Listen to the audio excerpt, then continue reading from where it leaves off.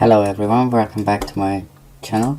We are back to our large data set where we calculated the average price of our products and the sum of turnover with the help of the sum function and the average price with the averages. Well, I want to show in this video the median. How do I calculate the median?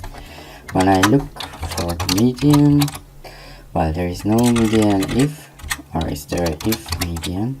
No.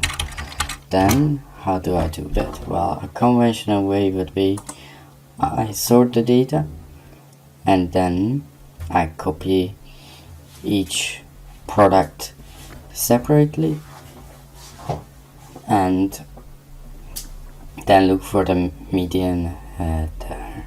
But this is very time consuming and not efficient, so I will show you my secret formula which can help you to calculate the median in a range. So I will type median and then I will type if, and we check the value in which column, in the column C, and then I will type C equals apple, and when yes, then return the value in column K, then close the parentheses. And this is not a very conventional formula, so I need to press at the same time Ctrl, Shift and Enter, and afterwards the Excel formula will put a special parenthesis around the formula. So Ctrl Shift Enter. Okay, seems like working. Just a cross check, but if I hope it doesn't use the whole data range. So what if I calculate the median here? That is then not Swiss francs but 15.10.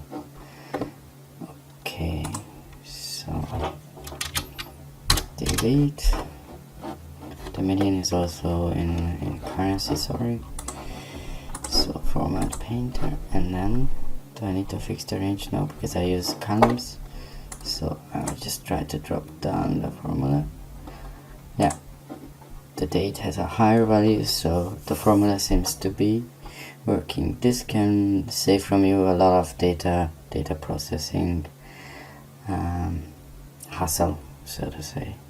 I will come back with another video with the mode and also how to calculate the minimum and the maximum price. Thank you very much for your attention. Bye.